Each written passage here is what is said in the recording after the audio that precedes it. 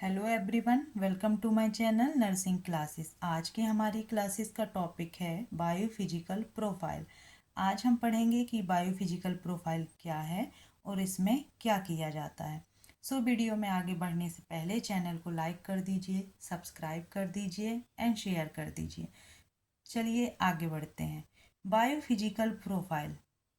Biophysical profile में क्या किया जाता है? फीटस के पूरे स्वास्थ्य की जांच की जाती है। जो एक प्रेग्नेंट वुमेन होती हैं उनमें फीटस है, उनकी ग्रोथ और डेवलपमेंट की स्क्रीनिंग की जाती है कि किस तरह से फीटस ग्रोथ और डेवलपमेंट कर रहा है। उसमें देखा जाता है कि फीटस मूवमेंट देखे जाते हैं, मसल्स टोन देखी जाती है, ब्रीथिंग कैपेसिटी देखी जाती है, फीटल की हार्ट रेट देखी जाती है एंड एमनियोटिक फ्लूइड भी देखा जाता है। Definition: A biophysical profile is a way to check on overall fetal health. It consists of two painless, non-invasive tests, fetal monitoring and ultrasound. Typically, it takes about 30 to 70 minutes to complete. Okay. जैसा कि मैंने आपको बताया कि biophysical profile एक रास्ता है fetus की पूरी हेल्थ को चेक करने का एक तरीका है। इसमें नॉन इन्वेसिव टेस्ट होते हैं जिसमें माइनर सर्जरी होती है, मेजर सर्जरी नहीं होती है। और इसमें दो तरह के टेस्ट ऐसे होते हैं जो पेनलेस होते हैं, जैसे कि फीटल मॉनिटरिंग एंड अल्ट्रासाउंड। और ये सारे टेस्ट करने में लगभग 30 to 70 मिनट का टाइम लगता है। Biophysical profile is a screening test for uteroplacental insufficiency. Biophysical profile एक स्क्रीनिंग टेस्ट होता है जिसमें यूट्रस के अंदर जो प्लेसेंटा होता है, हम सभी जानते हैं कि यूट्रस की डेसिडुअल लेयर से अटैच होता है प्लेसेंटा और ब्लड सप्लाई भी प्लेसेंटा से होती है। उसकी सफिशियंसी क्या है? एंड बायोफिजिकल प्रोफाइल की जो एक्टिविटीज़ है वह किसके थ्रू होती है? फीटल नर्वस सिस्टम के थ्रू होती है। Then initiated, modulated and regulated होती है। देन उस कंडीशन को ठीक करना, कंट्रोल करना, स्टार्ट करना किसके थ्रू होता है? फीटल नर्वस सिस्टम के थ्रू होता है। The following biophysical test are use. देखिए बायोफिजिकल टेस्ट में किस तरह के टेस्ट होते हैं उनके नाम दिए हैं। फीटल मूवमेंट काउंट किया जाता है, कार्डियोटोकोग्राफी की जाती है, नॉन स्ट्रेस टेस्ट किया जाता है जिसको हम एनएसटी कह रहे हैं। देन कॉन्ट्रैक्शन स्ट्रेस टेस्ट जिसको हम सीएसटी कहते हैं, एमनियोस्कोपी, फीटोस्कोपी एंड यूएसजी। ये सारे टेस्ट डन किए जाते हैं बायोफिजिकल प्रोफाइल में और इन्हीं टेस्ट को हम कहते हैं non invasive test. Then first है fetal movement count. Okay, fetal का मूवमेंट, जो फीटल मूवमेंट कर रहा है उसको काउंट करना है कि वह 1 डे में कितने काउंट कर रहा है या 1 आवर्स में कितने काउंट कर रहा है। नॉर्मली 1 आवर्स में 10 मूवमेंट फीटस के होते हैं जिसको हम किक करना कहते हैं नॉर्मली। उसमें 2 मेथड होती है, कार्डिफ काउंट जिसको हम 10 फॉर्मूला कह रहे हैं, then daily fetal movement count जिसको DFMC। कार्डिफ काउंट क्या है? कार्डिफ का मतलब है कार्डियक एक्टिविटी देख रहे हैं किसकी? फीटस की। The patient count fetal movement, the counting come to the end as soon as 10 movement are perceived. Okay. जो क्लाइंट है उनको कहना है कि आप अपने फीटस का मूवमेंट आप चेक कीजिए, काउंट कीजिए जब तक कि आपको 10 मूवमेंट रिसीव ना हो जाए। अब ये 10 मूवमेंट आपको 1 आवर्स में या थोड़ा सा कम टाइम लग सकता है या थोड़ा सा ज़्यादा टाइम लग सकता है। It's a normal. इस कंडीशन को चेंज करने के लिए क्लाइंट को कहना है कि आप थोड़ा सा मूव कर सकते हैं, कुछ फ्लूइड ले सकते हैं, वाटर पी सकते हैं, लाउडली साउंड सुन सकते हैं, जिससे क्या होगा, आपका जो फीटस है थोड़ा एक्टिव हो जाएगा और उसके काउंट आपको सही मिलेंगे। देन सेकेंड कंडीशन में क्लाइंट को कहना है कि आपको 1 डे में 3 काउंट करना है, मॉर्निंग में, आफ्टरनून में एंड इवनिंग में। और इस तरह का चार्ट दिया जाता है उनको और फिल करने के लिए कहा जाता है। सो इसमें एंट्री की जाती है डे की, टाइम की। अपने क्लाइंट को कहना है आपको कि आप शांत शांत माहौल में आपको लेटना है या बैठना है और आपको लेफ्ट लैटरल पोजीशन में लेटना है। देन अपने एब्डोमेन पर हाथ रखना है और एक घड़ी लेना है जिसमें आपको टाइमर सेट करना है और फिर फील करना है अपने फीटस का मूवमेंट। यदि आपको 10 मूवमेंट मिल रहे हैं 1 आवर में, आपको कितने मूवमेंट मिल रहे हैं उसकी आपको काउंटिंग वहाँ पे करना है और टाइम डालना है। देन इसी तरह से आपको आफ्टरनून में भी करना है और इवनिंग में भी करना है। और जो डेट आपको डॉक्टर ने दी है उस डेट पे जाके आपको अपने डॉक्टर को इन्फॉर्म करना है। सो इस तरह से फीटल मूवमेंट काउंट होते हैं। Then cardiotocography. कार्डियोटोकोग्राफी क्या है? CTG is a technical means of recording graph the fetal heartbeat, cardio and the uterine contraction toco during pregnancy. Okay, cardiotocograph क्या है? एक ग्राफिकल रिकॉर्डिंग है फीटस की। फीटस के हार्ट बीट को यहाँ पे कार्डियो कहा जा रहा है और यूट्राइन कॉन्ट्रैक्शन को टोको कहा जा रहा है। एंड जो ग्राफ निकलता है, जिस तरह से ईसीजी की जाती है, ठीक वैसे ही इसमें भी ग्राफ निकल रहा है, ग्राफिकल रिकॉर्डिंग हो रही है। ये सारी चीज़ों को हम क्या कह रहे हैं? कार्डियोटोकोग्राफी। फीटल की हार्ट बीट को, यूट्राइन कॉन्ट्रैक्शन को एंड ग्राफिकल रिकॉर्डिंग को।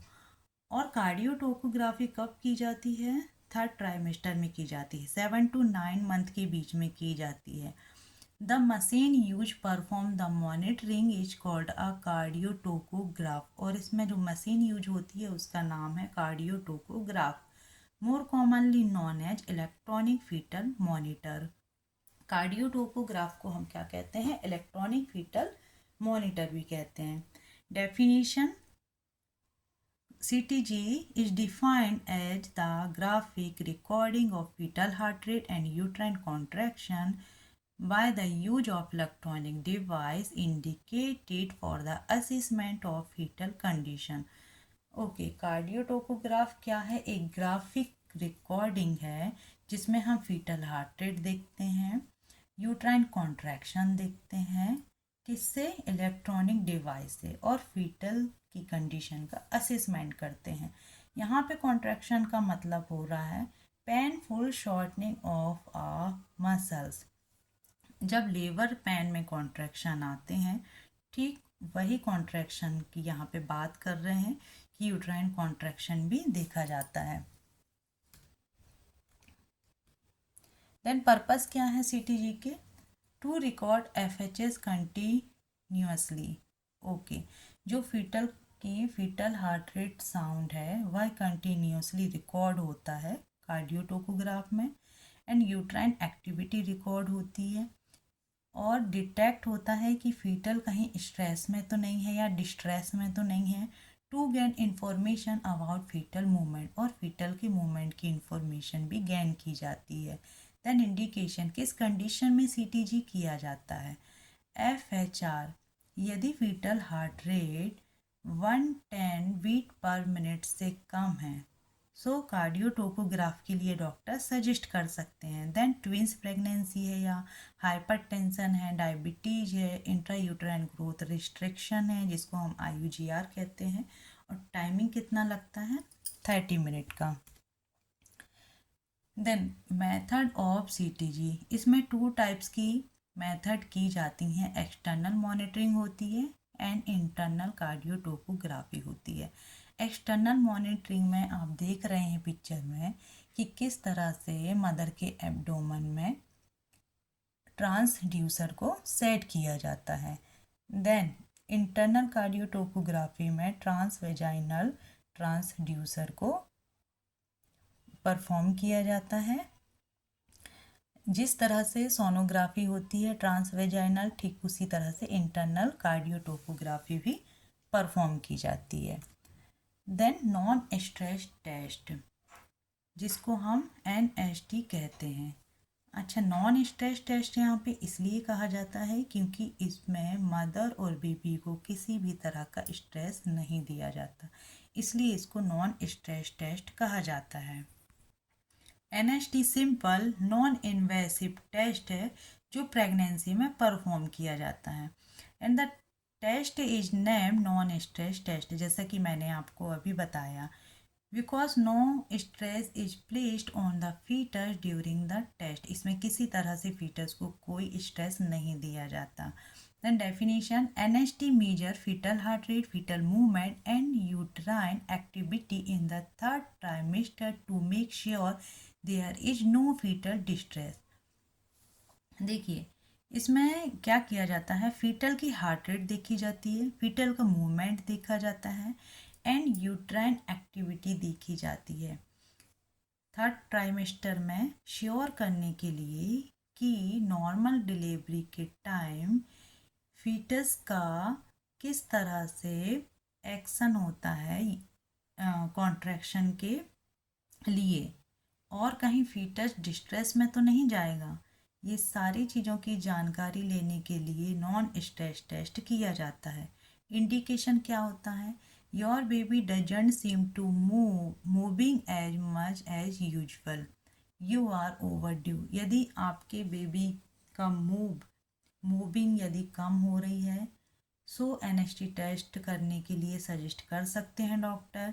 यदि ओवर ड्यू, यदि आपकी डेट जो है वो ज़्यादा टाइम हो गया है, सो सजेस्ट कर सकते हैं। यदि हाई रिस्क है, हाई ब्लड प्रेशर है, डायबिटीज है, हार्ट डिसीज है या क्लॉटिंग डिसऑर्डर है, सो उस कंडीशन में भी डॉक्टर सजेस्ट करते हैं नॉन स्ट्रेस टेस्ट के लिए। देखिए इस पिक्चर में दिखाया गया है कि नॉन स्ट्रेस टेस्ट परफॉर्म हो रहा है। Then contraction stress test.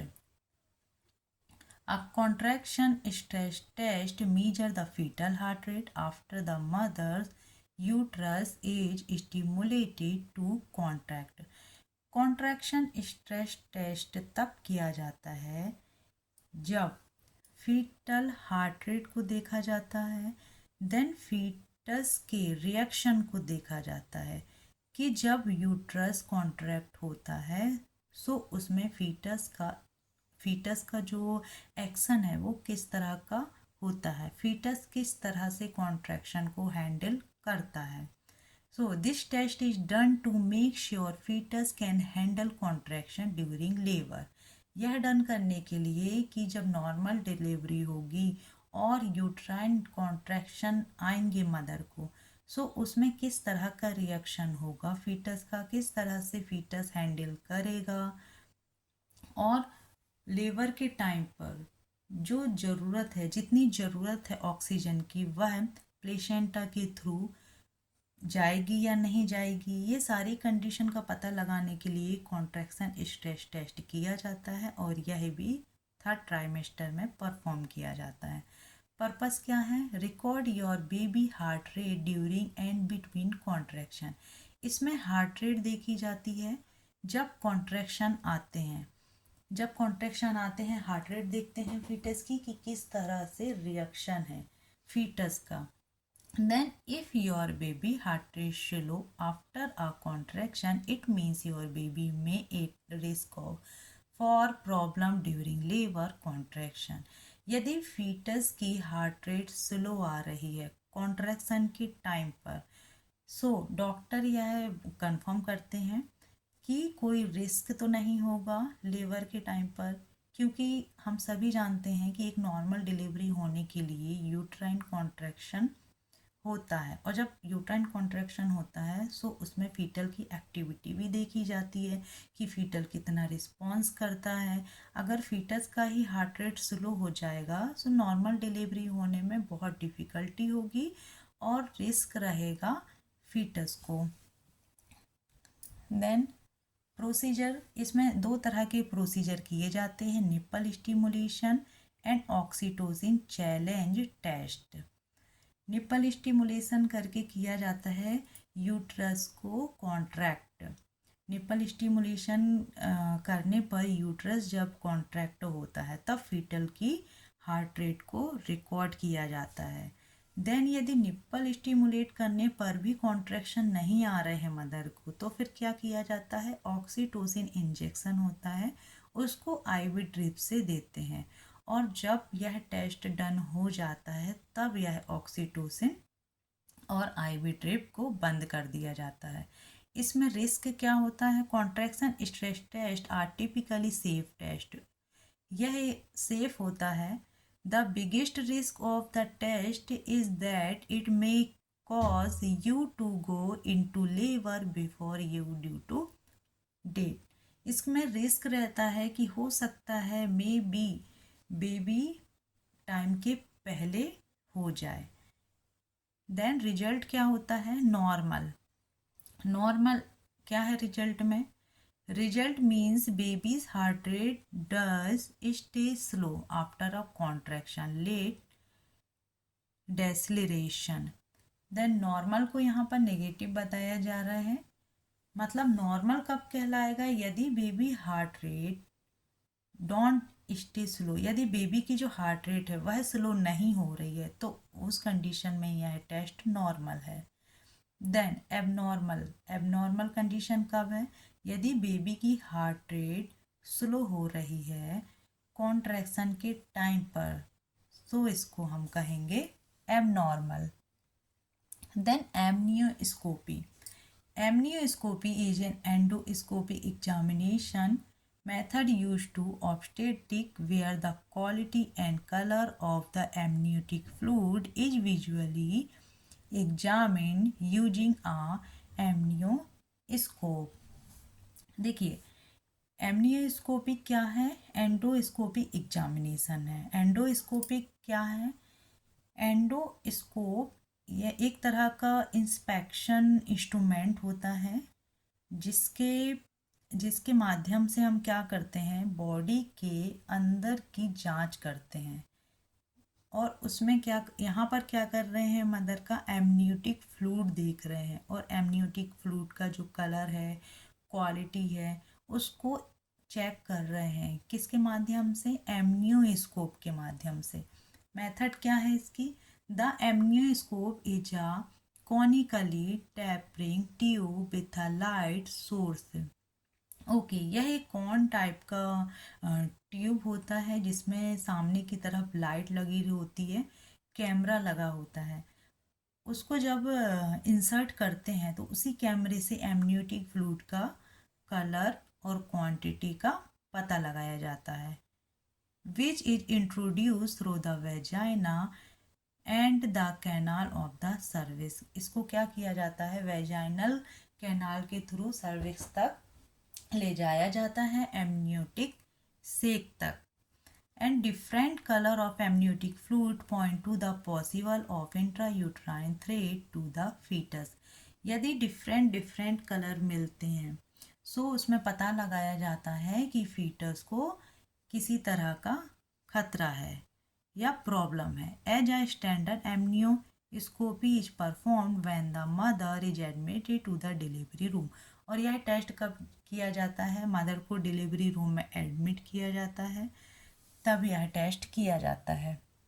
Then the green colour of the amniotic fluid can signal hypoxia of the foetus. यदि ग्रीन कलर आ रहा है, एमनियोटिक फ्लूइड में ग्रीन कलर दिख रहा है तो मतलब यह है कि ऑक्सीजन फीटस को नहीं पहुंच रही है।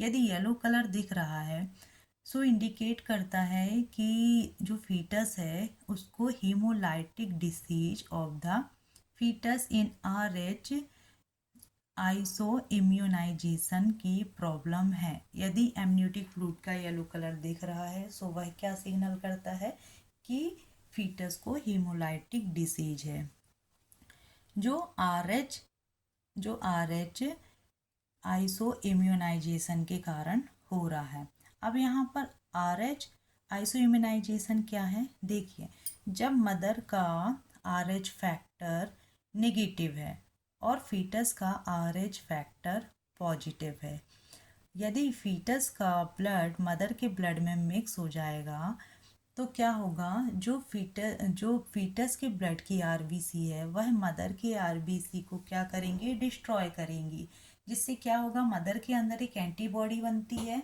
और जब मदर से ब्लड प्लेसेंटा के थ्रू बेबी तक जाता है, सो क्या होता है, बेबी के ब्लड में आरबीसी डिस्ट्रॉय होती है, जिसके कारण क्या होता है, फीटस को हीमोलाइटिक डिसीज होने का खतरा रहता है।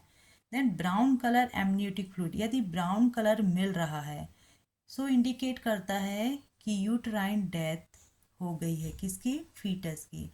अब इस टेस्ट में कॉम्प्लिकेशन क्या क्या होते हैं? सेप्सिस हो सकता है, रप्चर ऑफ मेम्ब्रेन हो सकती है, इन्फेक्शन हो सकता है, देन मेम्ब्रेन भी रप्चर हो सकती है। देखिए इस पिक्चर में दिखाया गया है कि किस तरह से एमनियोस्कोपी की जा रही है। Then fetoscopy. Fetoscopy is an endoscopic procedure during pregnancy to allow surgical access to the fetus, the amniotic cavity, the umbilical cord, and the fetal side of the placenta. फीटोस्कोपी भी एंडोस्कोपिक प्रोसीजर है जो pregnancy के time पर किया जाता है। इसमें minor surgery होती है और इसमें क्या चीज चेक किया जाता है? एमनियोटिक कैविटी को चेक किया जाता है, एम्बलाइकल कॉर्ड को चेक किया जाता है, then foetal side of the placenta को चेक किया जाता है। यह भी सेकेंड और थर्ड ट्राइमेस्टर में परफॉर्म किया जाता है। इंडिकेशन क्या क्या है इसके? यदि twin to twin transfusion syndrome है, नाम से ही पता चल रहा है ट्विन टू ट्विन मतलब कि यहाँ पर ट्विंस प्रेगनेंसी है। इसमें क्या हो रहा है? Is a pregnancy condition that involve imbalance blood flow between identical twin. देखिए जब दो ट्विंस होते हैं, जब ट्विंस बेबी होते हैं तो कभी कभी क्या होता है, ट्विंस बेबी में वन प्लेसेंटा होता है या ट्विंस बेबी में ट्विंस प्लेसेंटा होते हैं।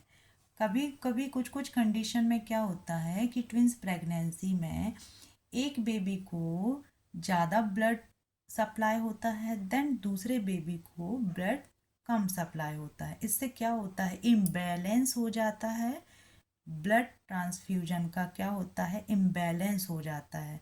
मतलब कि एक डोनर कहलाता है बेबी और एक बेबी रिसीवर कहलाता है। सो एक बेबी का ग्रोथ एंड डेवलपमेंट ठीक तरह से हो जाता है, देन दूसरा बेबी प्रीमैच्योर हो जाता है। सो इस कंडीशन को हम कहते हैं twin to twin transfusion syndrome. देखिए इस पिक्चर में इंडिकेट हो रहा है,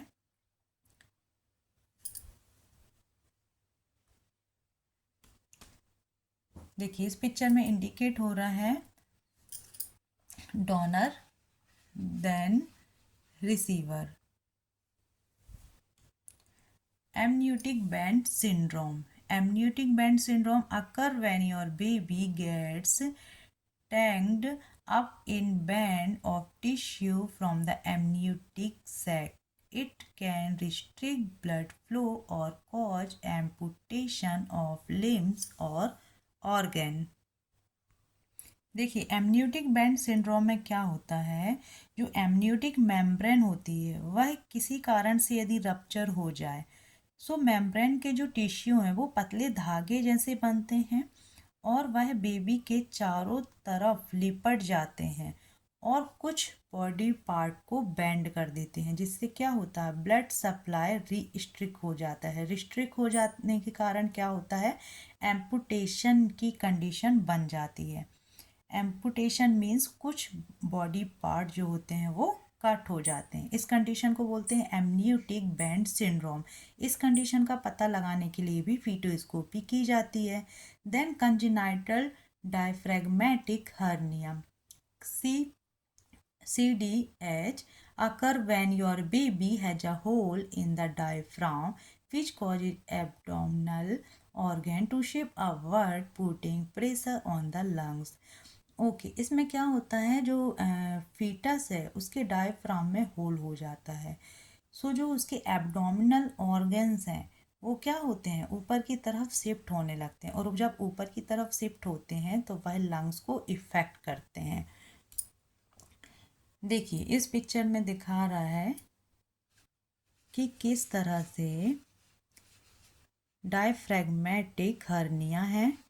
यह नॉर्मल डायफ्राम डेवलपमेंट है फीटस का, एंड यह एबनॉर्मल कंजेनाइटल फ्रैग्मेटिक हर्निया है।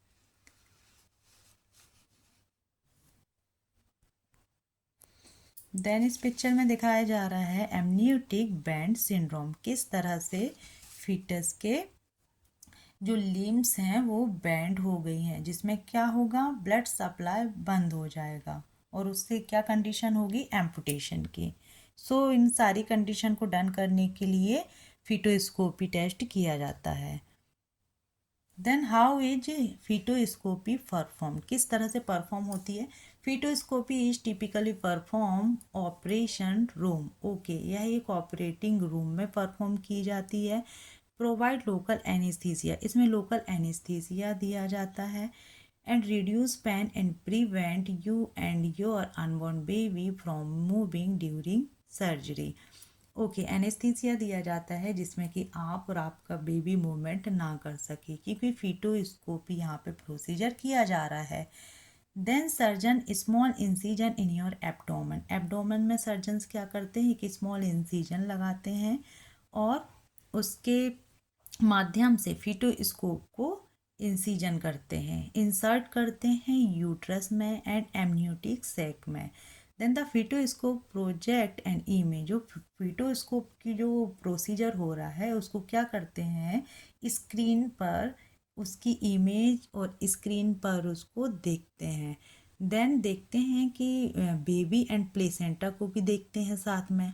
Depend on the type of surgery your surgeon will insert surgical tool, depend करता है किस तरह की सर्जी है, वो सर्जरी है सॉरी, और किस तरह की डिमांड है। सो उस तरह के जो सर्जिकल टूल्स हैं उनको इंसर्ट किया जाता है, किसके माध्यम से, फीटोस्कोपी के माध्यम से।